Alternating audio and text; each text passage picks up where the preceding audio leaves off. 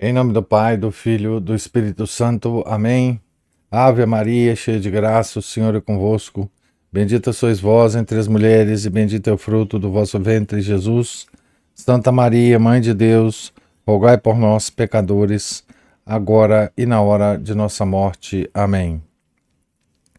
São José, rogai por nós. São Felipe Neri, rogai por nós.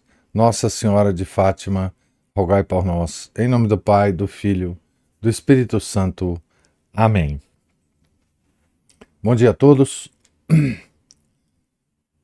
Nós estamos aqui na página 133 da biografia de São José, escrita por Jean Dobrazinski.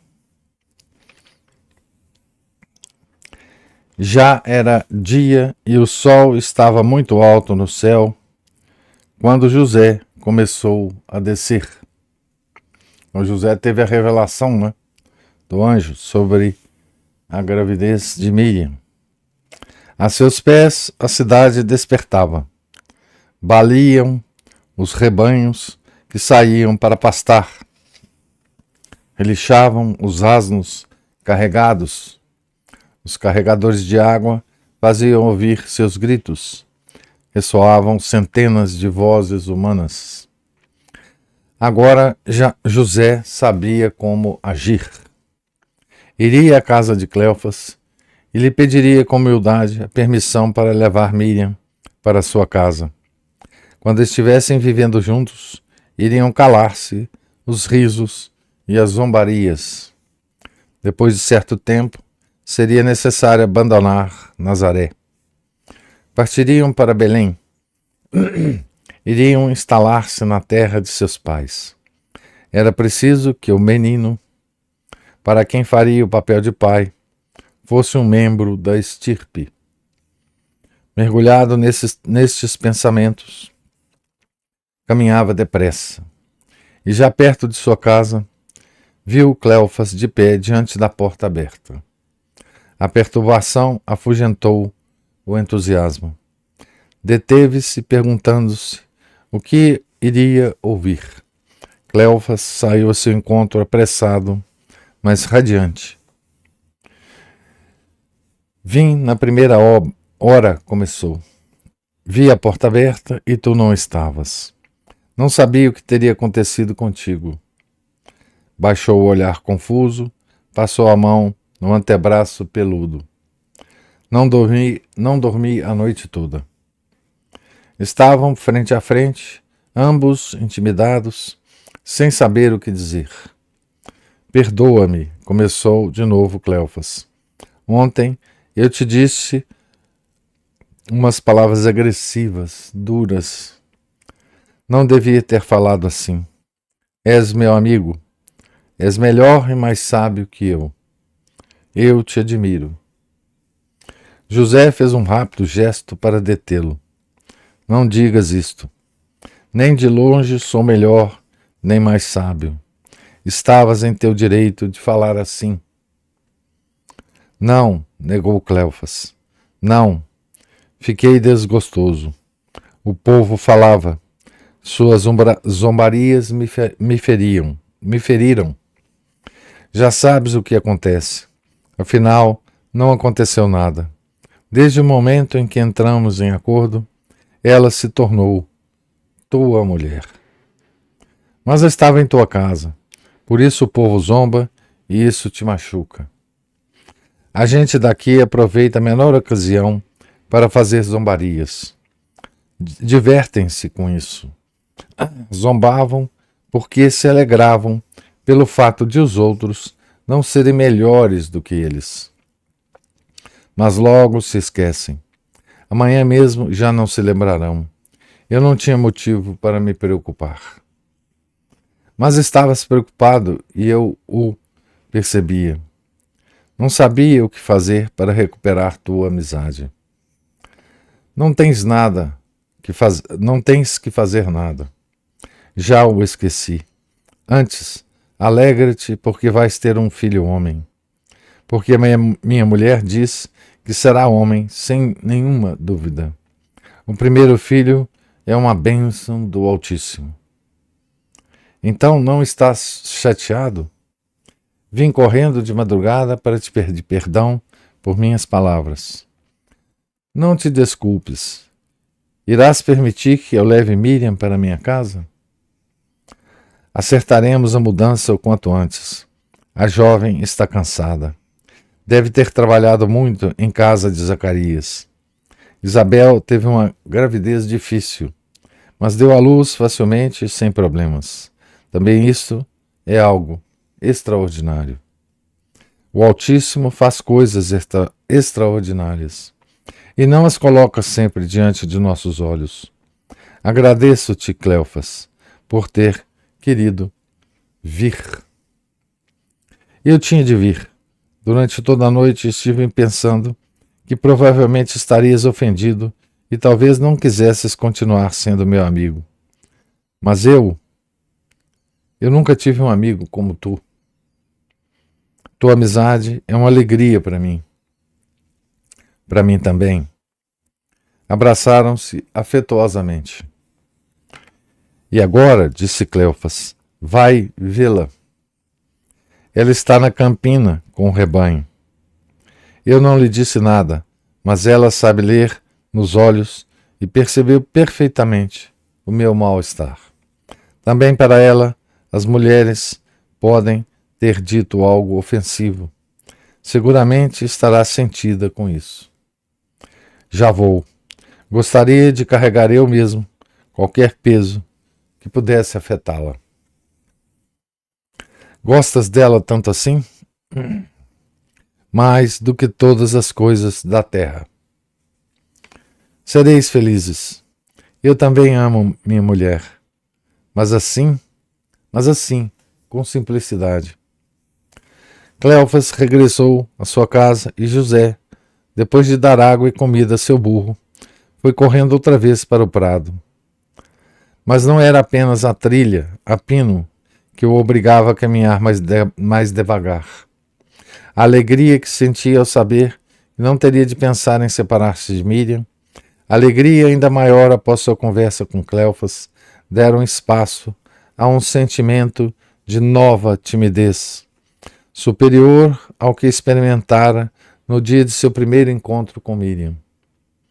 A vida misteriosa da jovem, que já estava a ponto de tornar-se a sua própria vida, voltara a encerrar-se em seu mistério.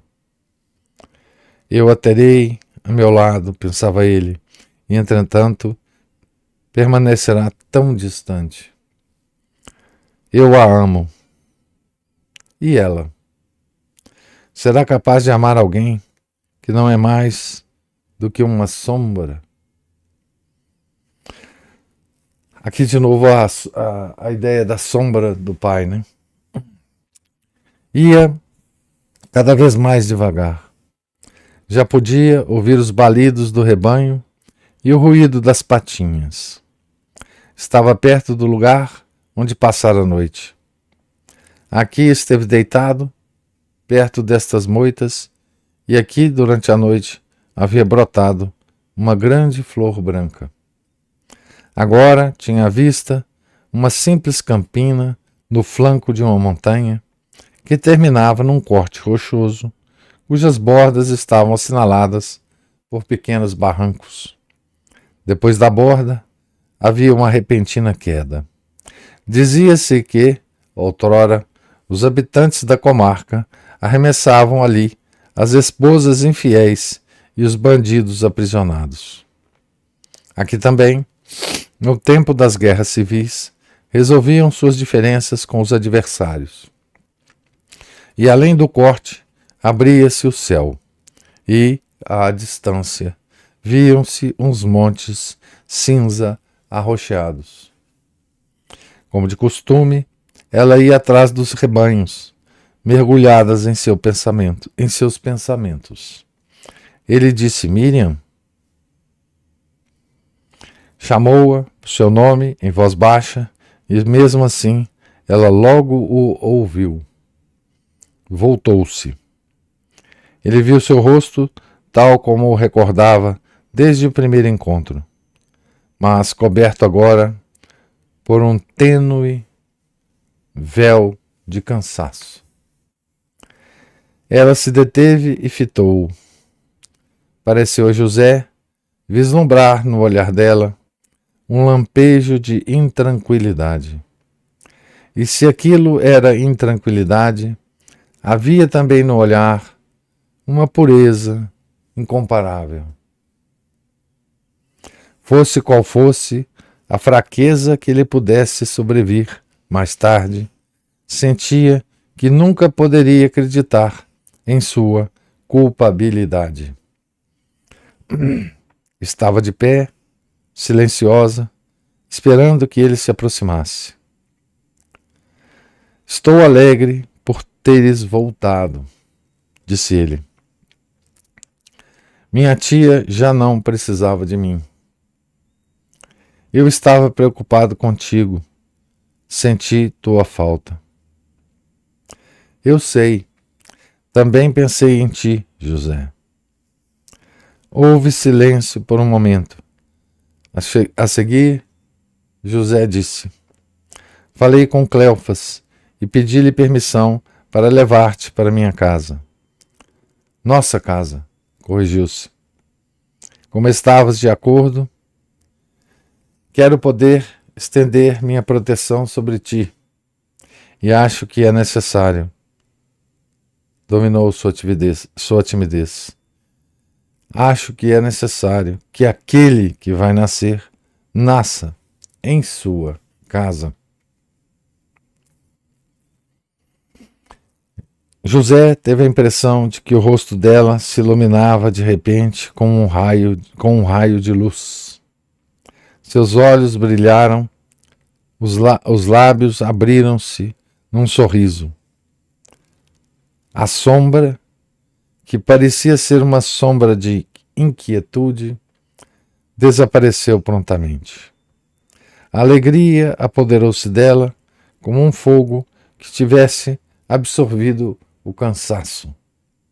Estava de novo tal qual a tinha visto junto ao poço. Infantil, alegre e radiante. Eu confiava, sussurrou Miriam, e ele ouviu a minha oração. Como ele é bom, tem tanta atenção. Ele te disse tudo e entendeste. Eu compreendi, disse ele, porque te amo. Inclinando a cabeça para o lado, ela fitou-o, sorrindo, divertida. Eu também te amo, José, disse-lhe. Mas compreendeste por que ele nos ama? Agora, tudo está em seu lugar. Ela respirou profundamente, como se um grande peso tivesse saído de seus ombros. Cobriu o rosto com as mãos.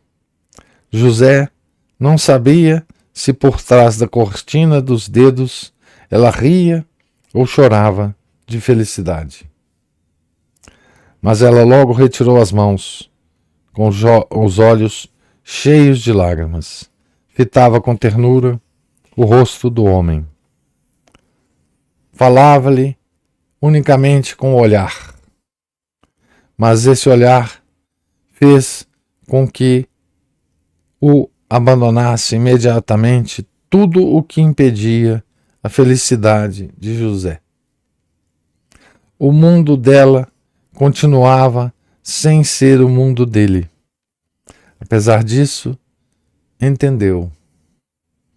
Ela o amava de verdade, tanto quanto se pode amar. Não tinha o direito de pedir mais. Custasse o que custasse, ele sentia que tinha recebido mais do que qualquer um dos mortais. Então aqui é o capítulo curto, né, do encontro.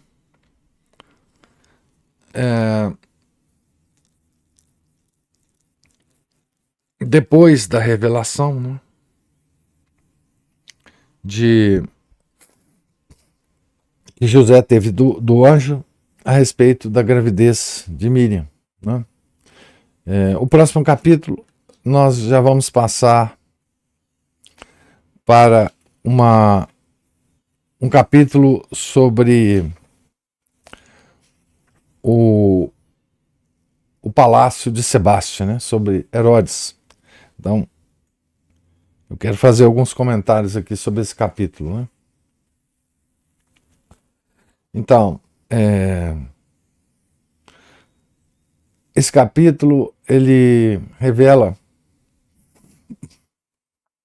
o autor, né, na sua imaginação, belíssima imaginação, inclusive, revela as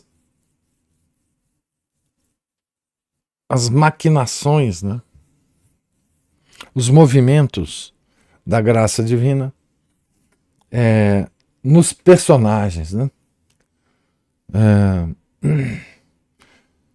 Em Cleofas, né, que depois de ter desabafado com José, toda aquela sua amargura no coração, né,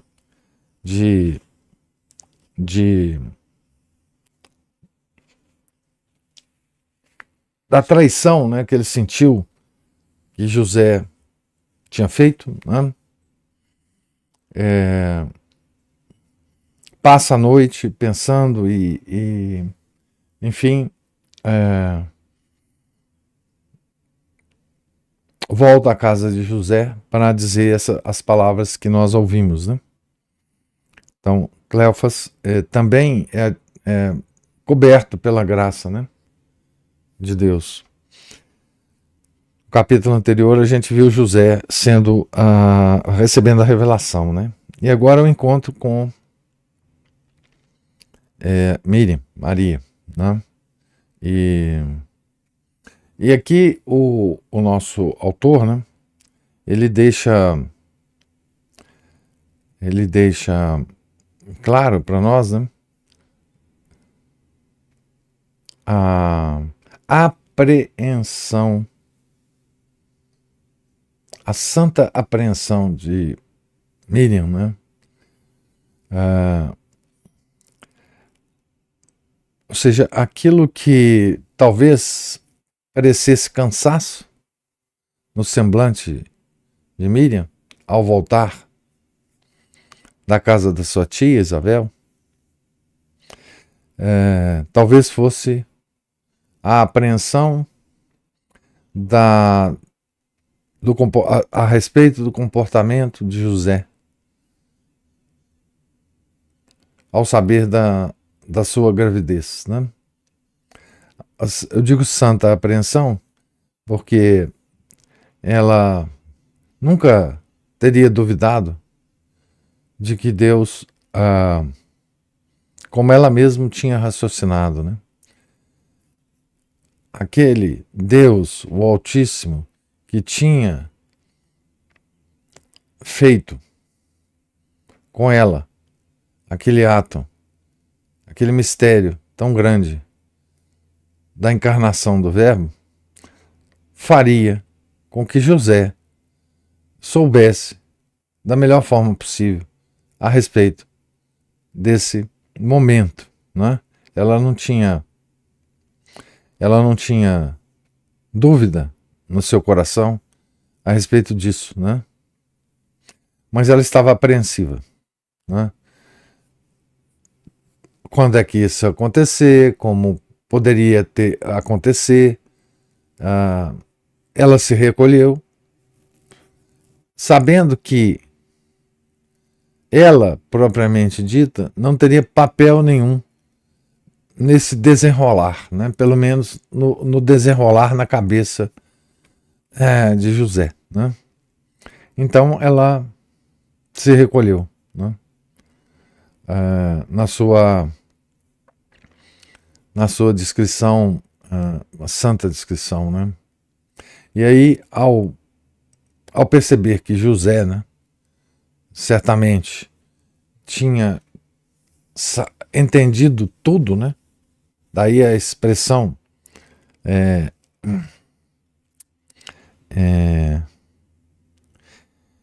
Eu confiava e ele ouviu a minha oração.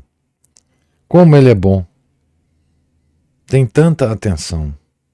Ele te disse tudo e entendeste. Então, ela sabia, não é, que Deus tinha revelado da melhor forma possível a José, né?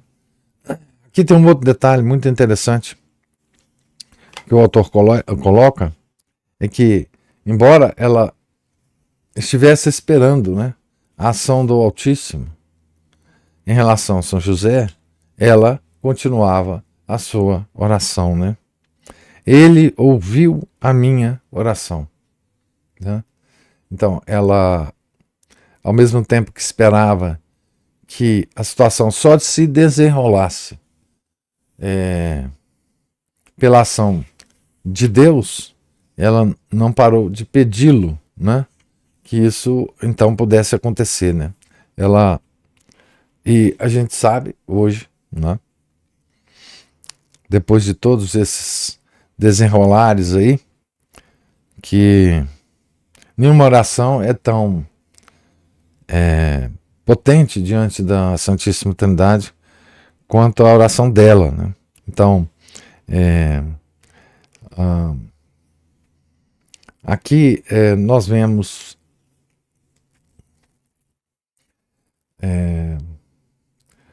nesse drama, né?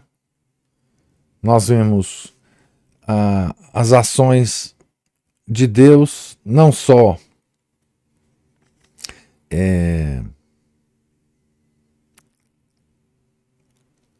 através das causas segundas, né? Mas também ele agindo em causa primeira, né? Como ele poucas vezes age, né? Mas aí é na vida da Sagrada Família, né? Então, aqui nós chegamos, então, numa parte da vida da Sagrada Família, né? Em que todo o mistério da encarnação, né? Se não compreendido por José, pelo menos resolvido do ponto de vista prático, né? Do ponto de vista prático, do ponto de vista da época, né? Estava tudo resolvido, né? Então Miriam iria consumar, né, o matrimônio publicamente e iria para a casa de José, né? Certo? Então eu queria só dizer que agora nós vamos no próximo capítulo, por isso que eu não quis confundir os dois temas. Nós vamos para o palácio de Sebastião, né, o Herodes, para ver o que estava sendo planejado, né, em termos da política geral, que vai ter uma grande consequência, né, para a Sagrada Família, tá certo? Eu queria ouvir, se houver, né, as observações e comentários de vocês sobre essa leitura de hoje. Oi, professor. Diga, Márcio. Diga lá. Eu aguardo. Da próxima vez eu vou esperar o senhor tirar a caneta. Não, bom. Mas o senhor vê aí diálogo bonito entre esses dois, né? Pois é, um sujeito terno, afetuoso desse, hoje em dia seria visto como um idiota extremamente manipulável, né? Pelas pessoas de mau caráter. Você vê um homem bom, né? Tá aí dando um exemplo também que pode ser, né, tudo nessa vida e igualmente terno e afetuoso com as pessoas da sua família, né? Com seus amigos, né? E tudo mais. Um profissional também muito bom. Um profissional muito bom, um sujeito corajoso. Uma coisa não exclui a outra. É o que muitas vezes as pessoas confundem hoje em dia, né, principalmente as moçoides, é que o sujeito assim seria afeminado. É, Que ele teria que ser, para ser um cara corajoso, ele teria que ser algum traficante de cartel aí, trucidando alguém a tiro de metralhadora. é porque a virtude Né? da fortaleza, ela é confundida com Sim, violência. exatamente. E muita gente, por exemplo, não sabe que ali na virtude da fortaleza nós temos ali outras virtudes, como a paciência, E- porque o paciente ele tem a fortaleza de aguentar, de suportar, de passar aquilo com Isso, serenidade, né? isso, exatamente. As pessoas confundem isso muito, isso chega a ser ridículo até. Quem não tem, quem é impaciente é que é considerado forte, né? Isso, Que explode com qualquer explode, coisa, que faz barraco, é, não se domina, não se controla, parte para violência, mete o dedo na cara dos outros, grita, fala, esse é o o que forte para acontece. Esse que é o forte das pessoas, né?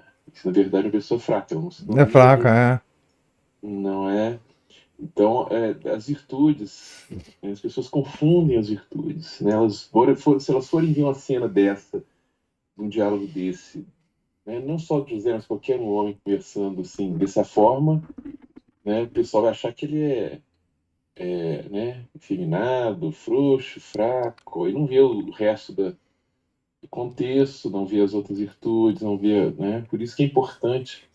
E mesmo quando as pessoas vão avaliar as companhias delas, os pares para que elas, né, namorem, casem, elas precisam ver o conjunto, né, das manifestações das virtudes das pessoas, irem lá ver como é que elas, né, se comportam em casa, que tipo de gente que elas andam, o que elas já fizeram na vida, o que elas estão fazendo na É, vida, o as que elas reações que pretendem elas fazer têm, na né? vida, as É. reações que elas têm, as ações, né, independente das reações que elas têm também.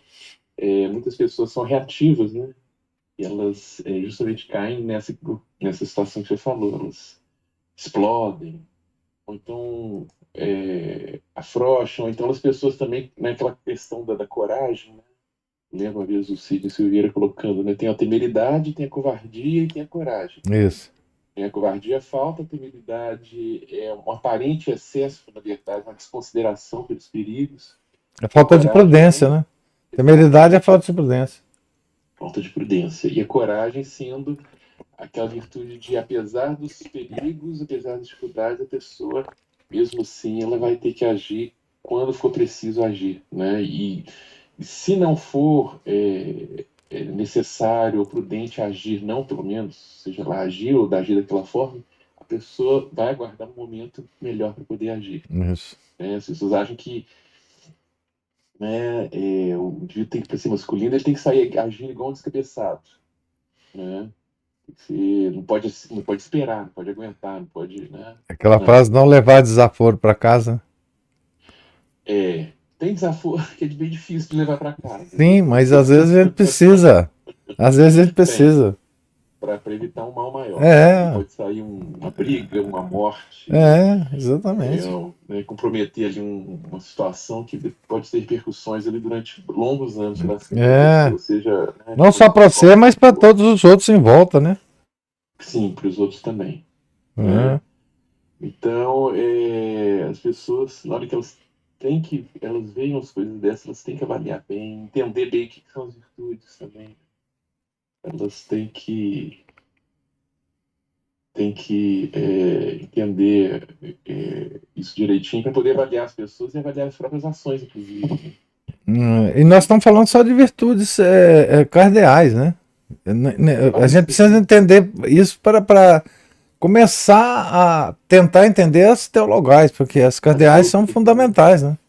Isso, são os ramos ali das árvores, a gente tem assim, os ramos maiores e tem os ramos menores, as folhas, né? Então, são vários ali. Ah, ah. E nisso aí as pessoas pouco entendem.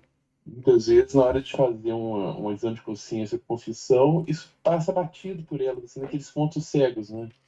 elas não veem isso, às vezes, uma atitude, né, justamente por essa confusão, elas não veem isso como uma atitude errada, assim, a pessoa explode, fala besteira com os outros, agride, insulta os outros, por exemplo, assim, É, não fiz nada demais.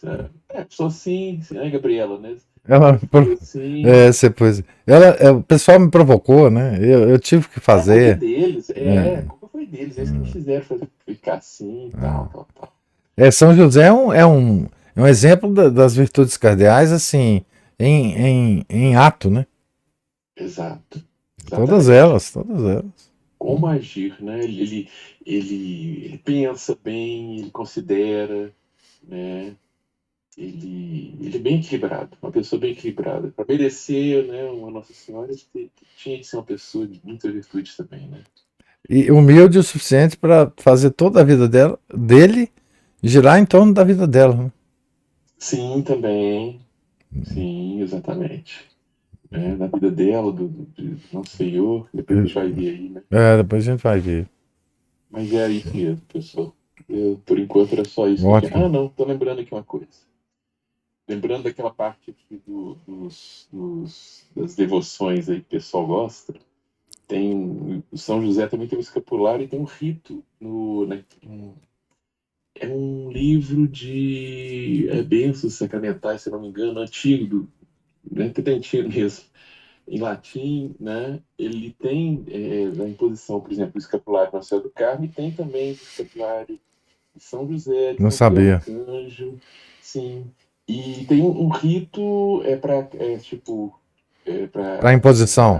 para imposição desses escapulários em geral. Vamos supor, tem um escapulário passionista lá e não tem o rito próprio para ele, embora possa haver um livro especial assim próprio para a imposição do escapulário passionista, ele tem também o rito genérico, né? Eu Uhum. cheguei a tirar fotografia de um livro desse, eu imprimi esses ritos, eu tenho guardado aqui por caso, né, de ter algum aqui. Então é mais uma devoção aí do São José, e tem também aquela, até começaram aqui no oratório, confraria da Boa Morte, né, São José da Boa Morte.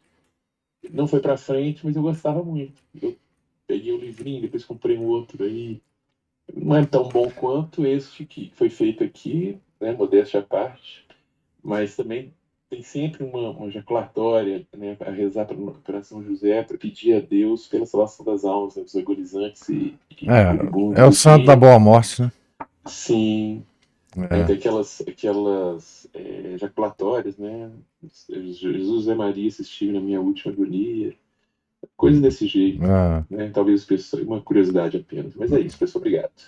Obrigado você, meu cara. Muito boas observações sobre São José. É, a gente precisa. O que é interessante nesse livro é que, como ele fala de São José de forma imaginativa, né, ele vai dando tempo para a gente considerar a figura de São José, né, que é tão, que é tão escondida, né, nas escrituras, né, mas é tão importante a gente considerar São José como figura emblemática, né, figura exemplar, né, na história da Sagrada Família, né? Porque a Sagrada Família, obviamente, como dizia Chesterton, né? É uma, é uma família em que, sob o ponto de vista da autoridade, ela está às avessas, né?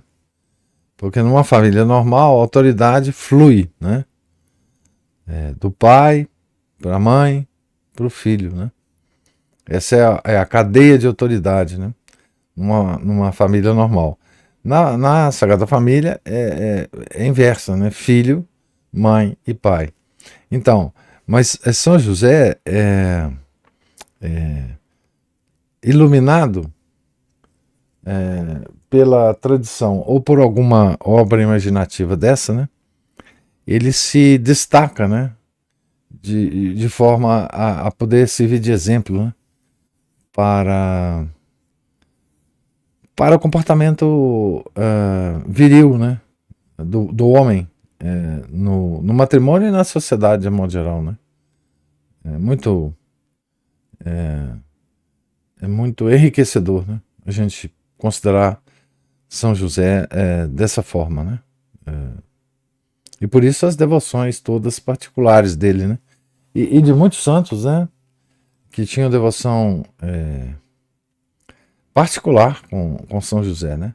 Eu lembro que uma dessas santas, né?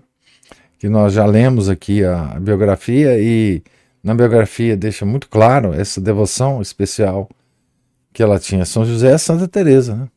D'Ávila, a Teresona, né? Então, mais alguma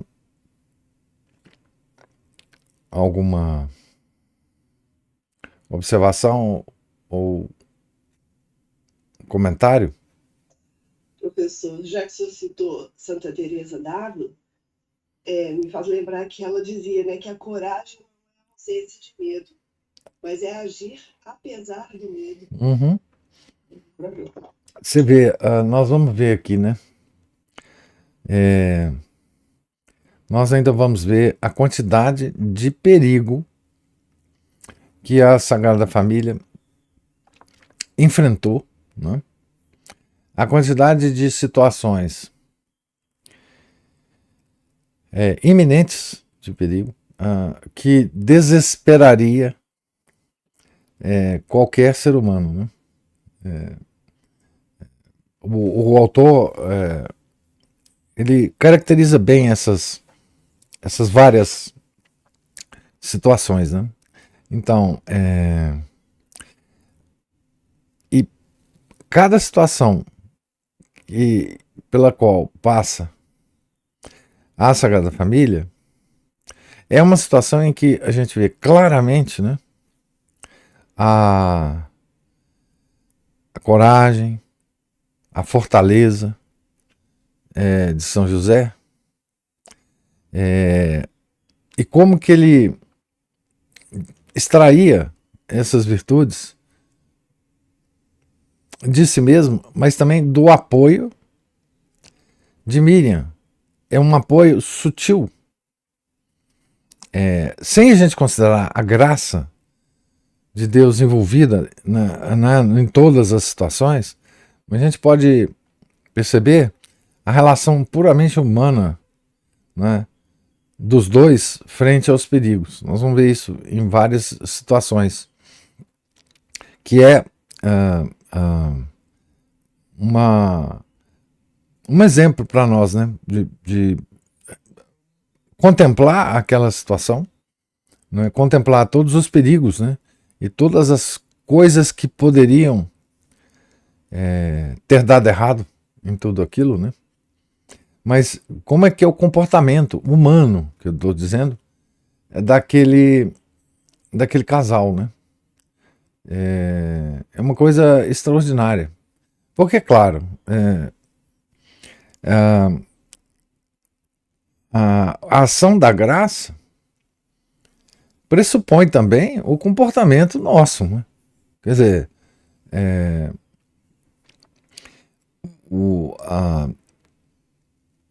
nós temos que, através do nosso comportamento, né, merecer, né, e agradecer essa graça ao mesmo tempo, né? O próprio uso da graça e a consciência do uso dessa graça já é um tipo de agradecimento que a gente faz a Nosso Senhor, né?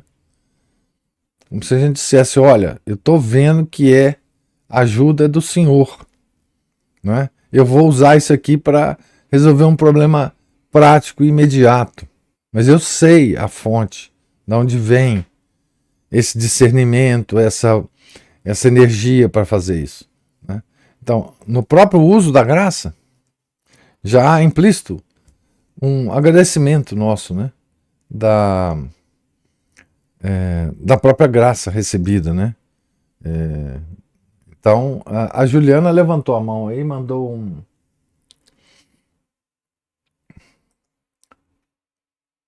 um santinho aqui. Diga, Juliana.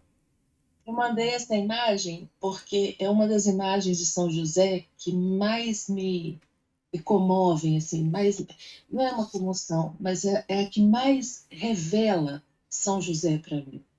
O anjo entregando a igreja a ele segurando o menino Jesus e Nossa Senhora atrás dele. E o lírio. O lírio. Então, assim, eu acho que não há outra imagem que há Nossa Senhora atrás de São José, no sentido da proteção. E ele mostra. Então, assim, essa imagem, ela revela tanto para mim, é exatamente. É como se esse texto que nós lemos hoje traduzisse essa imagem. Bonito mesmo, muito bonito. É lindo porque ele é o protetor dela, é o protetor do menino e, consequentemente, o protetor da igreja inteira. Assim, é muito sublime essa figura de São José, né? Tudo isso que a gente falou e que a gente ouviu e tal, leu, ouviu e comentou, é exatamente isso que é São José. Tudo isso veste uma pessoa que é quase que, sem falta de respeito, insignificante. Né? Na Bíblia. Na Bíblia não aparece praticamente. Né? É isso que a gente sempre comenta. Então, assim, isso é belíssimo. Essa invisibilidade aí, a gente tem muito a aprender com ela. Embora invisível, ele é o protetor da igreja, né? Ele continua para a igreja a sombra do Pai, né? Exato. A relação de Maria e José é uma relação tão amorosa, né? Porque o fato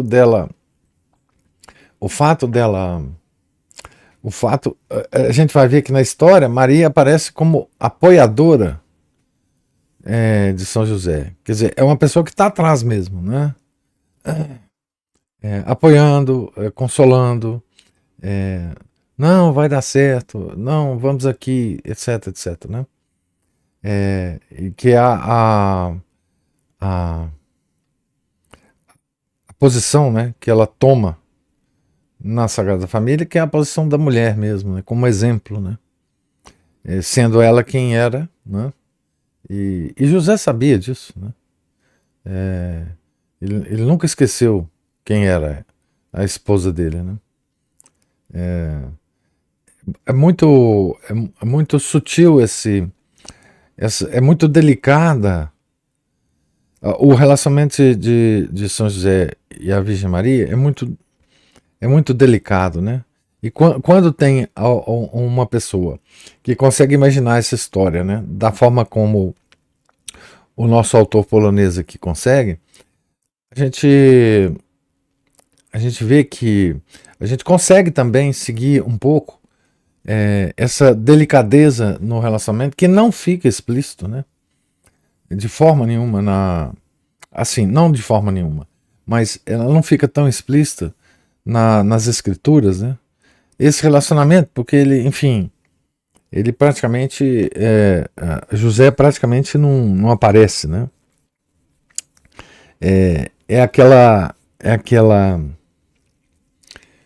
São aquelas coisas que ficam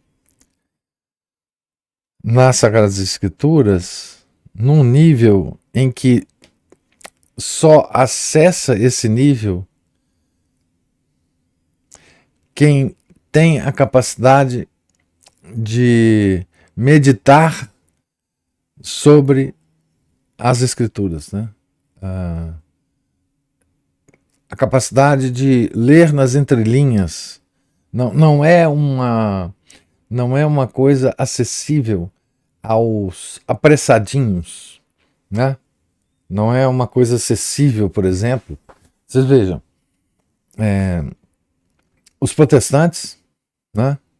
Eles não passam perto de acessar esse tipo de de relacionamento, né? Não fazem a menor ideia da figura de São José, da Sagrada Família, né? Nesse nível de delicadeza e sutileza, né? Isso é próprio da Igreja Católica, né? Esse grau de sutileza, de serenidade para considerar, né, os fatos da vida de Nosso Senhor, né? Isso não passa pela cabeça. Então, esse tipo de consideração, de meditação, né? Isso é uma riqueza pura e simplesmente católica, né? Pura e simplesmente católica. Não há como acessar se você não está na Igreja Católica, né? Eu quero falar mais uma coisa. Pode? Quando o senhor terminou a leitura, antes do Márcio entrar, foi a primeira coisa que eu pensei. Eu ia até levantar um para comentar. Que é isso. Quando o senhor terminou a leitura, eu pensei, foi a primeira coisa que eu pensei. Eu falei, meu Deus, eu gostaria de ver a reação de um protestante ao ler esse capítulo. Entregar isso aqui para uma pessoa protestante e falar, leia. Agora, me cite o que você, né? Isso aí não O que tem. você tirou dessa leitura? Eu queria ver. Isso aí não. São as riquezas que nós temos, católicos, né? Que é uma riqueza da casa católica, né? É uma riqueza que a gente só toma posse se a gente estiver dentro dessa casa, né? Não há em nenhum outro lugar esse tipo de riqueza, né?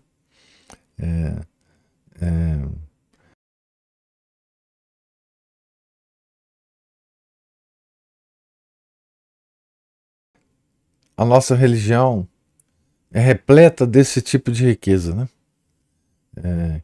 Que só estando aqui, na casa católica, nós podemos usufruir disso, né? É uma beleza, né? É uma coisa impressionante, né?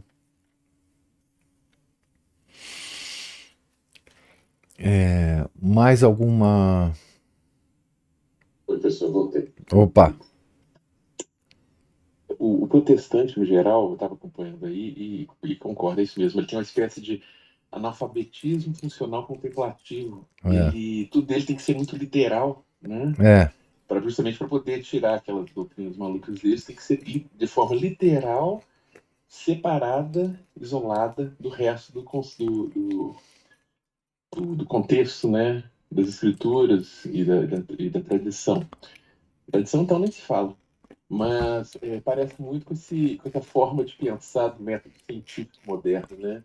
Isola, especifica e é capaz de negar todo o sistema, todo o conjunto, para poder afirmar um detalhezinho especialíssimo ali, né? Que às vezes pode estar certo, mas às vezes simplesmente aquilo não faz sentido, né? Igual certos tratamentos médicos que a gente vê, a pessoa, o médico prescreve alguma coisa e você vai ver ali os efeitos colaterais e conversa com ele, mas isso aqui vai me afetar numa situação que eu tenho que pode acontecer algum problema que isso não é comigo. Quem diz, né? E vai procurar o especialista dessa outra região aí, ou seja, você vai pegar um remédio para cortar o efeito do outro remédio, que é para cortar o efeito desse outro, e aí de repente você está lá com uns 20 tipos de remédio diferentes, dos quais um seria para resolver um problema e os outros 19 para poder cortar os efeitos que os outros causam. É verdade. Por falta justamente dessa mentalidade sistêmica, né? Que, por exemplo, se perdeu muito. Funciona para muita coisa, mas se tratando de sistema, e é o caso da compreensão da religião, não funciona. Não, né? eles são uns brutamontes. Protestantes são os Exato. brutamontes. Não, e uma coisa que às vezes eu via, por exemplo, vinha alguma faxineira protestante aqui em casa, pegava os meus santinhos e mudava de lugar para limpar e tal. Aí, assim, a desordem, tudo bem que elas têm pressa de fazer as coisas e tal, Mas a desordem, assim, a ordem que a gente coloca as coisas, porque tem um sentido. Para eles não faz o mínimo sentido. Às vezes não. você chama assim, a pessoa assim, vem cá, como é que você colocaria isso aqui junto? Para eles aqui não faz sentido nenhum, é tudo muito aleatório, né? Não, Verdade, a igual. beleza, a beleza vem da ordem, né? A Exatamente. beleza foi extremamente maltratada em países, por exemplo, protestantes calvinistas, principalmente, né? A arte que surgiu daí, Sumiu, né? entendeu? Como é que você fala? Beleza não surge de uma coisa obscura como o protestantismo e o calvinismo, né? Sim. Mas assim, isso é claríssimo, né? Uhum. A própria vestimenta, né? Sim. Do pessoal, né? Ficou tudo muito. Branco e preto. É esquisito demais, né? Não, não, você falou o negócio da ciência aí. Eu não sei se você falou sabendo, né? Ou se é uma coisa.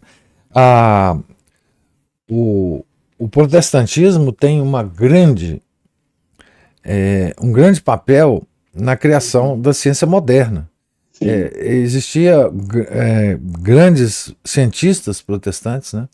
Por exemplo, na criação da Royal Society de Londres, né? Que foi a primeira sociedade científica, né?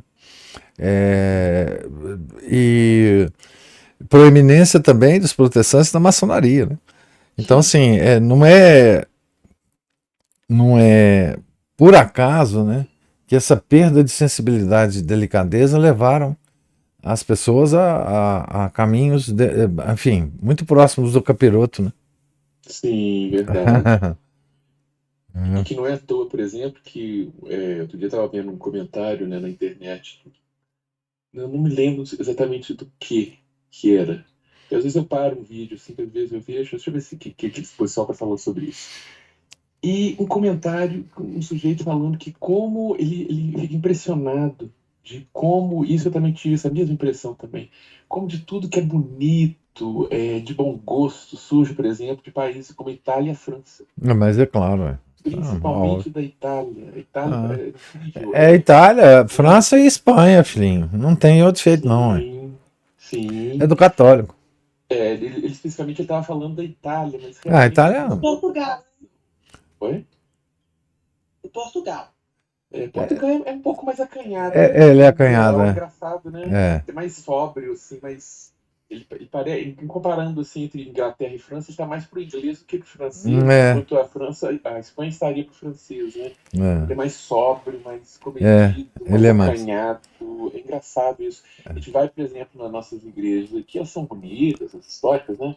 Bonitas, lindas e tal, mas na hora que a gente chega num país hispânico, é tudo muito grandioso, é É, grande, é lindo, é assim, triunfante demais. Você fala é, assim, meu Deus, o é, que é isso? é, É simplesmente maravilhoso. Nossa, é bem acanhadinho, parece uma igreja grande. Nossa, parece uma capelinha deles. Porque as igrejas deles são é, enormes. Uma isso é coisa verdade. enorme, lindíssimo, assim, um luxo, um bom gosto espantoso. Não quer dizer que nós não tenhamos também, mas assim, mas é tipo uma miniatura desse universo, né? Não tem comparação, não. É muito acanhadinho, muito simples, assim, É, né?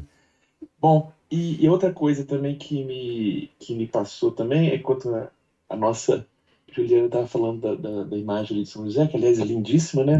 Muito muito bem bonito. pintada, as cores, assim, a qualidade da imagem, É muito o bonito. simbolismo todo, né? Eu me lembro também, tem uns ícones por exemplo, Nossa Senhora do Desterro, São José puxando o burrinho, Nossa Senhora atrás, sentada com o menino Jesus, que me faz lembrar aqueles primeiros capítulos lá, né, onde tinha aquele folgadão lá que estava andando montado e a Sim. esposa carregando a criança grande, né, para dar esse contraste, né, É. do que é em termos é que eu estava falando na É o, catequese ontem. é o cuidado que o João José tinha com a Nossa Senhora e com o menino Jesus, né? É simplesmente isso. Exatamente. Uma coisa que as pessoas não entendem hoje é que um conceito mais antigo é que quando a pessoa está sob a autoridade de alguém, ela também está sob a guarda e a proteção dessa pessoa. Exato. Né? Se você está sob a autoridade do seu marido, você também está sob a guarda e proteção dele. Ah, mas eu não quero sua autoridade. Ótimo, você também vai ter minha guarda e minha proteção dele. Fique à vontade. Né? Exatamente. E um outro ícone que tem, esse é mais no estilo oriental, que mostra assim, Nossa Bizantino. Senhora, tipo esses assim. Tinha Nossa Senhora segurando a menina Jesus no colo, ele todo tranquilo, assim, com aquela cara serena, né, de bebê ainda, e São José por trás abraçando os dois, né? Então, assim, tem esses ícones de proteção, cuidado, e eles, assim, praticamente assim, num conjunto só. Ali você só vê aquela massa conjunta, né? E aí as divisões entre um e outro ali, para saber, porque as roupas, inclusive, eram as mesmas. Era meio dourado, assim, era muito bonito. Mas tem esse da Nossa Senhora do Desterro, depois nós vamos ver na hora que eles fugirem para o Egito. Né? Só para lembrar, fazer esse contraste. Obrigado. Veremos a fuga. Narigudos, né? Eu não sei quem que você está chamando narigudos, deve ser os protestantes calvinistas, né, Juliano? Mas, pois é, assim, a única possibilidade de beleza, né? Depois do cristianismo, a beleza católica, né? Que encantou o mundo e que ainda permanece, não sei até quando, porque o mundo ele tentará destruir essa beleza, não sei se vai conseguir, mas não, a Itália é algo absolutamente impressionante, né, em termos dessa beleza, mas puramente católica, né, e porque só nasce a beleza verdadeira do bem verdadeiro e da verdade, né? Então é a trindade, né? Profana, né? Mas não tem outro jeito, né? Tem um texto muito bonito que eu até compartilhei, acho que compartilhei com vocês hoje no nosso grupo, sobre a estética, né, do Hildebrand, aquele grande católico, filósofo católico do século XX, Dietrich von Hildebrand. Mas é isso mesmo, é uma coisa... Porque vem da sutileza, né? Porque vem da... A arte tem que vir da sutileza da vida, da sutileza filosófica, da contemplação das belezas naturais, da contemplação da ordem do universo, né? Não vem de outro lugar, não pode vir, né? Mais alguma observação, algum comentário? Então, Deus lhes pague presença, paciência, os comentários, observações. Fiquem todos com Deus, tenham um santo dia. Em nome do Pai, do Filho, do Espírito Santo. Amém. Ave Maria, cheia de graça, o Senhor é convosco. Bendita sois vós entre as mulheres, e bendito é o fruto do vosso ventre, Jesus. Santa Maria, Mãe de Deus, rogai por nós, pecadores, agora e na hora de nossa morte. Amém. São José, rogai por nós. São Felipe Neri, rogai por nós. Nossa Senhora de Fátima, rogai por nós. Em nome do Pai, do Filho, do Espírito Santo. Amém.